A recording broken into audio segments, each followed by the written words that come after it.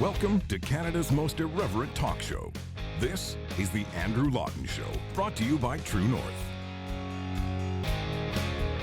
Coming up, the convoy wages on and the Liberals still have nothing more to offer but vilification and smears. Also, what does Aaron O'Toole's leadership ousting mean for the Conservative movement? Plus, one of the convoy's lawyers joins me to talk about the legal battle. The Andrew Lawton Show starts right now.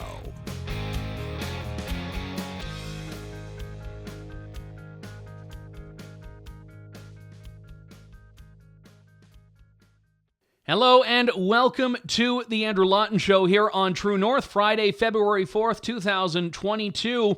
I've lost count of how far we are in the convoy because it's really, we're doing a tracking series at True North about this, and I think we're up to like day 13 or 14 or something.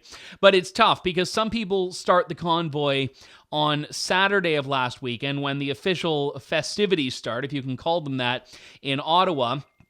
But I got there Friday, and it was still a rip-roaring affair. And then when we got to a lot of people looking at this as when the convoy started, but they started at different points. So whatever day we're on, suffice it to say it's a couple of weeks, and we're looking at quite a significant chapter in history. But the battle lines are being redrawn around this. And a lot of people that were at first just trying to dismiss it as irrelevant were forced to reckon with the fact that it was a real thing and a big deal, which is why the narrative shifted from saying it was nothing and just a bunch of yahoos to, okay, well, they're racist, they're evil, they're hateful. And then people started to see the footage of that not being the case, of people dancing, of people singing. I saw this one video yesterday, which I absolutely love. It was captured, I believe, by a post-millennial journalist. And, just look at this raucous, racist hate fest.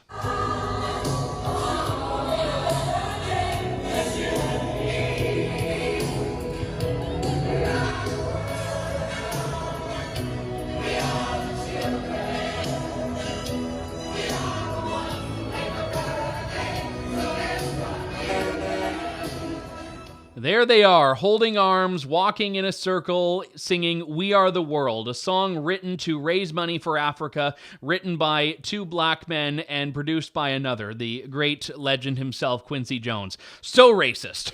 Rupa Subramanya of the National Post has been doing a lot of great work, and she should be commended for this. She's just going and talking to real people and finding there's a diverse array of perspectives, of backgrounds, ethnic and otherwise, of people that are at this convoy for any number of reasons who don't fit the mold that the Liberals and the mainstream media have tried to insert them into. And again, when you look at what's actually going on, you can't dismiss this as violent. You can't denigrate or malign these people unless you're doing it in bad faith, which is precisely what's happened. So all of that hasn't worked. So now the narrative is shifting one more time. And this is where I think it's going to linger for a while.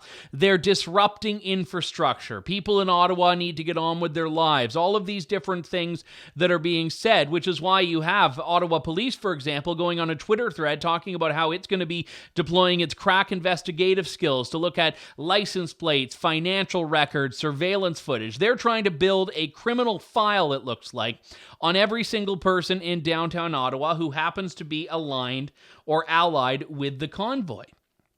And I don't know what's going to happen. Justin Trudeau has said that he can stand down and will stand down the military. He said he's not going to deploy troops.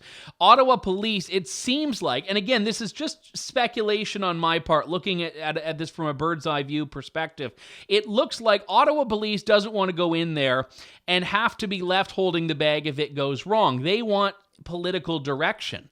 The politicians, however, don't want that. They don't want to have to be holding the bag either. They want police to go in there so that they can say, well, they're independent. Well, you don't want politicians directing police, right? That's where this is now. I don't think anyone wants to be held responsible for what will happen if they start going in there. And if I'm being perfectly candid, there are aspects of this that I'm very uncomfortable with because of the double standards. A lot of people that had no issue with Idle No More and Occupy are saying this is the worst thing to happen in Ottawa, the military needs to be called in. And similarly, people that have been against blockades and were against occupations, like you saw on Occupy Wall Street, are saying that they're completely fine with this. So that hypocrisy does cut both ways. But the thing that's interesting to note here is that this inconsistency is completely of no interest to the media and to Justin Trudeau. They're fine meeting with some protesters and who have some grievances, but only if those grievances are on side. They're not interested in having a discussion with the truckers. Francois Legault, a man who I find is just an absolutely contemptible human being for all the things that his government has done, he at least was not going to hide from the convoy. He said that he would be prepared to meet them. Again, that's the bare minimum he could do after threatening to fine the unvaccinated, after imposing a curfew. That's the bare minimum. So I'm not giving him a gold star, but I am saying that at least he is not cowering like so many other politicians are. You've got Ontario Premier Doug Ford saying go home. You've got Justin Trudeau that just decides to camp out at Harrington Lake with this convenient COVID strain and say that he is wanting this all to just go away.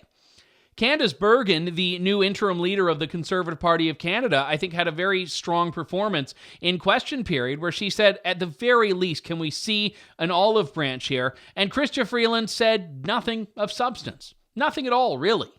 I mean, you may say what else is new, but the government is not willing to accept that perhaps it has pushed people to the brink and it has created this problem.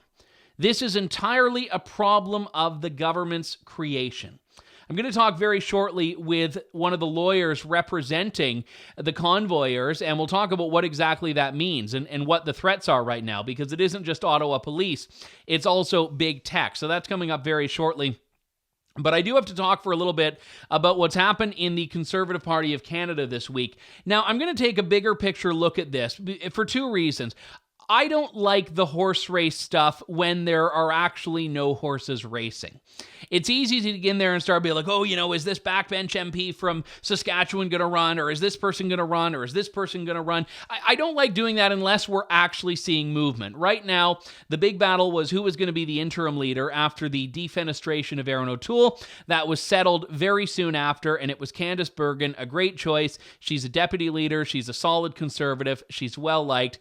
And then onward they move. The big question now is who seeks the leadership and who succeeds in that leadership bid. Last time we saw it really was a two-horse race between Peter MacKay and Erin O'Toole. Obviously, the other candidates who made it to the final stage, Derek Sloan and Leslyn Lewis, had an effect. They were the reason that Erin O'Toole won, because he needed that down-ballot support from social conservatives, but it was from the beginning a two-horse race, and there was never any movement from that. This time around, I don't know. I mean, it's impossible to have a discussion about the leadership without someone, and again, I just know you're in the comments right now saying Pierre Poilievre, Pierre Poilievre, Pierre Poilievre.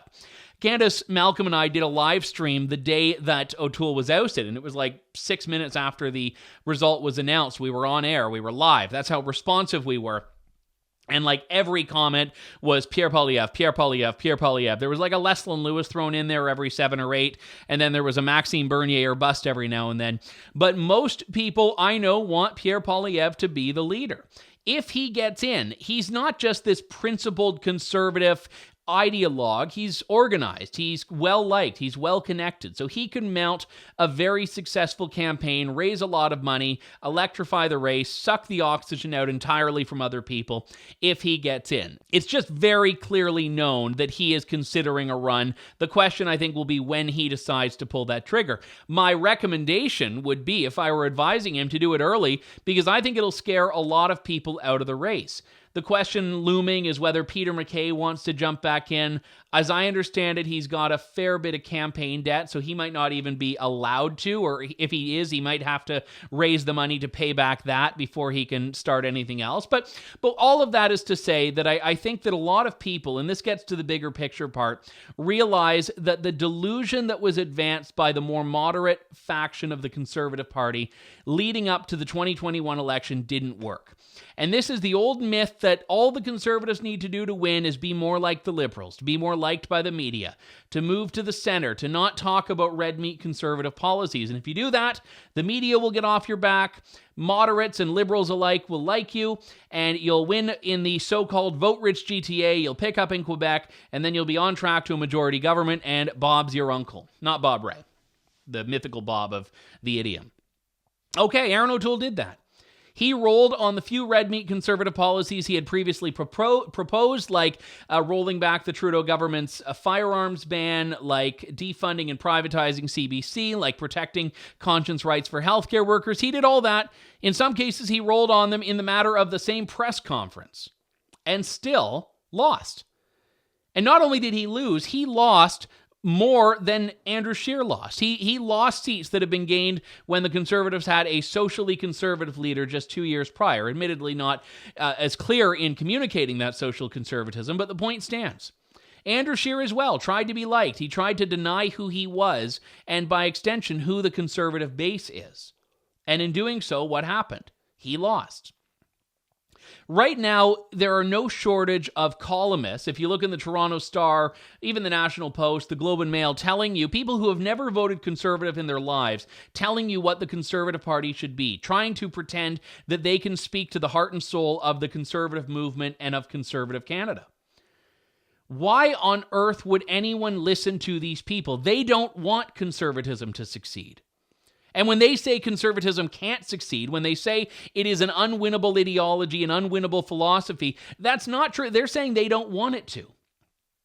Nothing pleases these people more than by having a litany of left-wing choices, so that no matter who wins, there's going to be a left-wing person.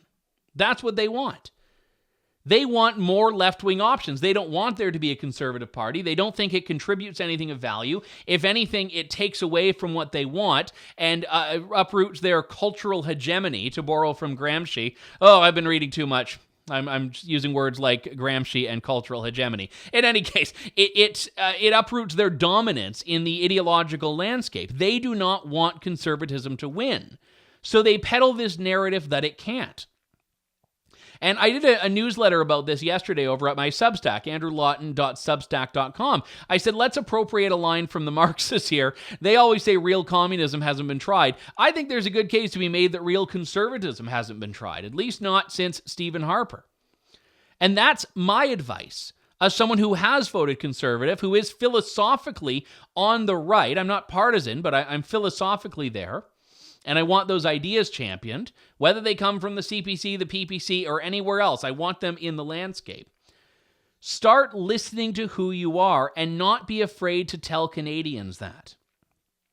What happens in conservatism in Canada is you get these leaders, these consultants, these campaign so-called experts that try to just narrow everything the party stands for to this tiny, tiny, tiny sliver of economic issues they think that Canadians care about. And Canadians do care about pocketbook issues, affordability, inflation. But they also care about more than that. And this is what we saw in the last election. Canadians were staring at record inflation levels, and they still voted the Liberals back in. So this conservative gamble of let's only talk about the budget, let's only talk about inflation, let's only talk about this, that didn't even work. And it's not to say you have to be, riding in on a Panzer tank and shooting an AR-15 in the air and wearing a cowboy hat and saying that, we're going to roll back everything liberal, we're going to be pro-defense, we're going to be pro-gun. No, it's not that. Although, to be honest, I'd vote for someone who did that. So if you are planning a leadership bid, if you want to do that as a video, I'll probably get a membership to the Conservatives and vote for you. But the point is that you need someone that's prepared to speak to conservative issues and someone who's also not afraid of the media. And this is, to Pierre Poilievre's credit, one of the things he does well. He rebuts the premises that are traps in press conferences. And if you look at this, he doesn't quite do it with as much bravado as Ron DeSantis, but a very similar idea. Maxime Bernier as well. Not that a lot of reporters are interviewing him, but when he does, he will not accept the flawed premise. He'll engage in the debate. And the problem when you accept the premise is that it's an unwinnable question. And the point that I raised in my Substack that I want to share here as well is that when the media is hammering conservatives, it does happen on things like the Wee scandal and SNC-Lavalin, when the media is hammering the Liberals, it is on matters of behavior, of conduct, of competence. When the media is hammering conservatives, they're wanting conservatives to answer for what they believe. It's why do you believe this? Why do you think this? Why does this person in your caucus think this? And the premise that the media puts forward is that conservatism is wrong and dirty, and you should have to apologize for being a conservative. And this only feeds this leftward cultural shift that we've been talking about. It only feeds that and makes conservatism more unwinnable. So you need to have someone who's actually prepared to be a cultural leader who can start pushing back against this, and in doing so, not just lead the Conservative Party, but lead the conservative movement. And there is a leadership void in that space right now, and I would love to see a leadership candidate prepared to take that up. We'll be back in just a couple of moments' time with more of The Andrew Lawton Show. Stay tuned. You're tuned in to The Andrew Lawton Show. Welcome back to the show. Well, as I mentioned earlier on, the situation in Ottawa is changing quite drastically. At first, it was just political grenades that were being thrown at members of the convoy, and now we're seeing Ottawa police have started to ramp up their efforts. We've had reports of some being ticketed. We also have this issue of GoFundMe putting a pause on the donation campaign. Want to welcome into the show Keith Wilson, who is a lawyer representing the leaders of the Freedom Convoy. Obviously, it's quite hectic in Ottawa right now, so we have him by phone. Keith, I appreciate you taking the time. Why do lawyers need to be involved now, first off?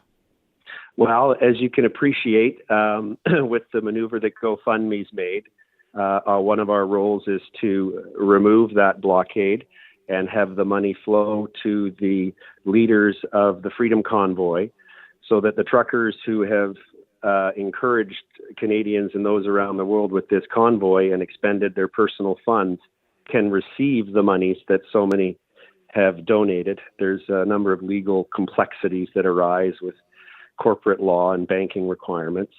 Also, you mentioned the activities of the Ottawa police. There's been these strange threats from city councillors and other things that we've all heard about in the news, that some of which are so strange, I won't repeat them, but we're ready if the Ottawa police or the city seek to bring any injunction application to seek to expel the truckers who are engaged in a lawful protest in their nation's capital. So we're on standby here on the ground. We've got a team of 5 lawyers. We're all with the Justice Center for Constitutional Freedoms, and we've agreed to represent the truckers and deal with any legal issues that might arise here on the ground. Let's talk about this GoFundMe situation for a moment, because this campaign's up to almost $10,100,000, as I understand it, at last look here. And this block has been in place for, I think, well over a day now. And how much of this money has already been withdrawn? I mean, how much money of that $10.1 million is GoFundMe itself holding right now? So GoFundMe is holding $1 million has been advanced. And there are legal steps that have to be implemented in order to disperse that to the truckers. And that's the highest priority of the organizers, the legal team. We also have accountants here, the accounting team.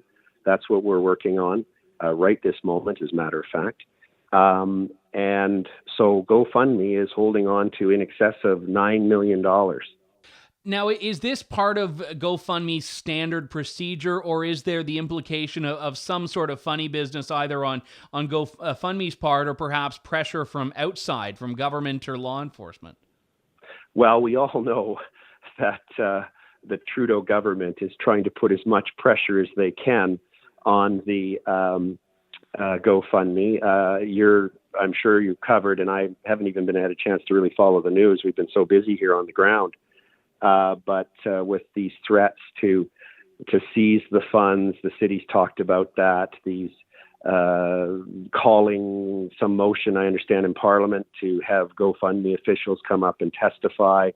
It's really incredible that it is the Prime Minister who's engaged in hate speech by calling the unvaccinated truckers misogynist and racist, and saying, how do we deal with these people, and other divisive comments. And the allegation from the Trudeau government as to why the funds should not be released or somehow seized is because the truckers are engaged in hate speech. It's just remarkable, the hypocrisy here. We had Nova Scotia adopt an executive, well, not an executive order, but an order in council, a ministerial directive a few days back that actually prohibited somehow financing of the convoy. So arguably anyone donating to this. Now, I don't know if that's even remotely enforceable, but governments have shown a willingness, clearly, to crack down on the funding here. And for the convoy, they've said they're planning to stay in place, and they need resources to do that, for fuel, for food, and so on. So going after the funding is a very effective way if you are trying to shut down this peaceful protest. Well, what it shows me, or what it says to me rather, is that the politicians are afraid. They're feeling the power of the people, not just across this country, but around the world. The spark that Tamara Leach and Chris Barber lit when they organized the Freedom Convoy and set up the GoFundMe is just so incredibly inspiring. And I think politicians know that if they get a petition and it's got 1,000 signatures on it or 5,000 signatures, it doesn't mean much. But what politicians know is how hard it is to raise money. And when they look at how much money hardworking people have put into GoFundMe because they believe in their heart that what these truckers is doing is right, and it's the shining light in the darkness that we've been suffering through, that's why they're scared. And they should be scared. They should be scared because the people of Canada are right to say to the government that you've overstepped your authority, you've gone where you shouldn't have gone, and it's time now to immediately respect our charter rights and get rid of all of these ridiculous mandates and restrictions. Does GoFundMe have in its terms of service wide latitude to do exactly this? Or would you say, in your legal opinion, that they're on thin ground in their conduct right now? Well, I'm not going to, as you would appreciate, get into the nuances of our legal position in the media. But I will share with you and your listeners or your viewers this, that GoFundMe exists and is successful as a platform because individuals know that they can take when they see there's something out there that they believe in. Personally, somebody had a brain aneurysm, and it was just terrible impact on their family. And my wife and I donated because we wanted to get money to them. We've all donated to GoFundMe because we get moved by someone in need or somebody doing something that we really want to support. So we make that critical decision to take our hard-earned dollars and donate it. And then we give that money to that person in the expectation that they're going to get it to the person in need, and that person doesn't do it. That's a problem for their platform. It really comes down to integrity. Let me ask you this then, Keith. Are they negotiating or discussing this in good faith? Are they giving you clear and transparent timelines and positions so that we can get this money where it was donated to? GoFundMe is going through responsible due diligence steps to ensure that the Freedom Convoy has established a not-for-profit corporation. That occurred with the accounting and legal team on Monday. We're taking the proper steps. We've answered the questions that GoFundMe has reasonably raised, and it's now up to GoFundMe to make a decision. Are they going to release the funds? Not their money, but the tens of thousands of people who donated in support of freedom and the initiative of these truckers, or are they not? I know there have been questions that have been advanced by the media, and I think at one point by the Ottawa police chief about, donations coming from out of Canada. But I don't understand why that's a problem. I mean, the convoy has become quite globally significant. I know it's been covered on American media, British media. There's nothing inherently wrong about donations from outside of the country, is there? No, none, nothing. It's a very bizarre criticism. So I guess I know you have to get back to your work and it is busy on the ground there, but are you hopeful that this is going to be resolved? I am, and we're putting in an alternative mechanism for people to donate, and it's called Give, Send, Go.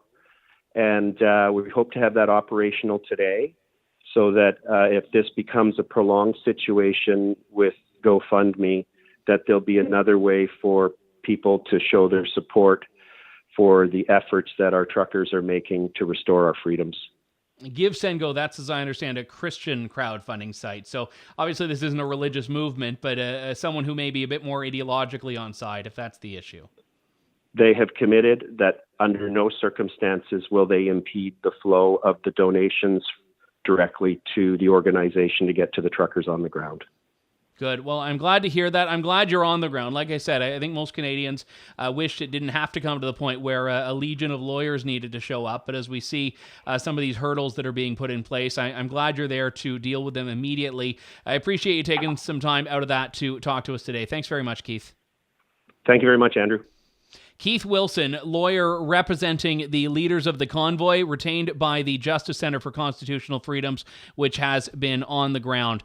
We will leave it there. Certainly we'll have more updates on this in the coming days. We've got reporters on the ground in Ottawa, and I may be back there myself, but at this point we are just seeing what's happening with this. And these truckers, they said they're there to stay, but obviously this means that some people are trying to turn off the tap of the funds that make that possible. So whatever you think about it, these certainly seem to be very related. We have to wrap it up. We'll talk to you in just a couple days' time with more of Canada's most irreverent talk show here on True North.